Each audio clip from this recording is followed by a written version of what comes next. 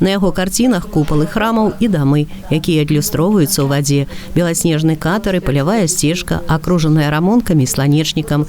Зімовы калядны вечар заліты фіялетавым, казачным святлом студзеньскага месяца.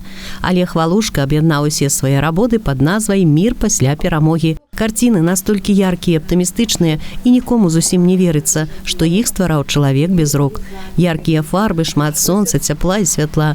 Свае адчуванні і светаўспрымання Олег навучыўся перадаваць праз фарбы. Аднойчы на конкурс ён намаляваў карціну з пяску з дапамогай звычайнага шпрыца. Пейзажи, природа, города, дома. Больше люблю это рисовать. То вижу. Бываю в интернете смотрю, бываю сам. Ну, самому больше лучше рисовать. А яшчэ Олег захапляецца тэхнікай. Дыстанцыйна кансультуе дзяцей са свайго былога інтэрнату ў Віцебскай вобласці па ўстаноўцы тых ці іншых праграм у камп'ютары. Ужо ў новай сям'і займаецца нескладаным рамонтам бытавой тэхнікі. Музычныя калонкі ўманціраваў у звычайную цацачную машынку і упакоўку з-пад чаю. Кармушку для птушак упрыгожыў элементамі выпальвання. Змайстраваў сонечную батарэю з пауэрбанкам, і цяпер без электрычнасці можна падсілкоўваць тэлефоны. Поремонтовала у себя, это им надо подключать у себя.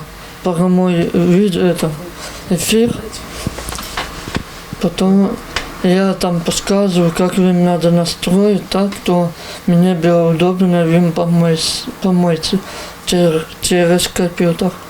Винду кому-то поставить, кому-то телефон по рассылку. У Олега шмат інтарэсаў і захапленняў па жыцці, хаця ён нарадзіўся без кісцяў рук да локцяў і ступнёў ног. Жыў у доме-інтэрнаце для дзяцей у Багушэўску. Радню адшукаць пакуль не ўдалося. Затое лёс падараваў хлопцу сустрэчу са Святланай Грыбаедавай. Яна наведвала па валанцёрскай праграме інтэрнат, і ў выніку з часам Олег Валушка пераехаў маладзечна. Тут ён знайшоў сям'ю, дзе Святлана з мужам падтрымліваюць, разумеюць і дапамагаюць юнаку пераадольваць усе цяжкасці і праблемы. Сам факт, что он с нами, помогает и нам где-то меняться в лучшую сторону, пересматривать себя, свои какие-то эгоистические стороны и проявлять ту любовь, которая у нас есть, но порой мы ее как-то, к сожалению, стыдимся иногда почему-то показывать. Вот, потому что для каждого человека, наверное, самое главное – это семья, это понимание и умение действительно реализовывать то, что в нас заложено Богом. Да, это правда. Алла Маркелова, Алексей Андреевский, МКТБ.